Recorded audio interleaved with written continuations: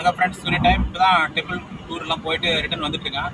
அதில் பார்த்தீங்கன்னா எதிர்பாராத விதமாக வந்து தவக தலைவர் விஜய் அவர்களை வந்து ரோட்டில் பார்த்தேன். அவர் வந்து பார்த்தீங்கன்னா எம்ஜிஆர் மாதிரி நல்லா கலராக அழகாக இருந்தார்.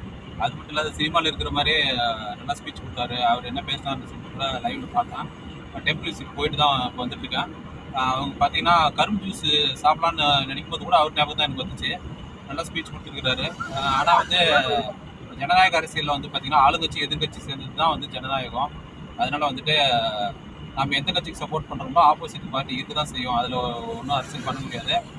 இது அவருக்கே நல்லா தெளிவாக தெரியும். யார் எந்த கட்சி வந்து நல்லா அரசியல் எதிர்கட்சி தலைவர் வந்து நல்லா சுட்டி காட்டுறாங்கன்னு அவருக்கே தெரியும். ஏன்னா இப்போ வந்து கடவுள் எடுத்துக்கிட்டா கூட பார்த்தீங்கன்னா கழகம் செய்கிறவங்களுக்கு வந்து சுட்டி காட்டுறதுக்கு நாரதன்னு ஒருத்தர் இருப்பார்.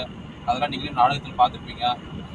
இது போன்ற பர்சனல் அப்டேட்ஸ்க்கு தொடர்ந்து சூரிய டைமை ஃபாலோ பண்ணிட்டே இருங்க. இது என்னோட தனிப்பட்ட கருத்து தான்.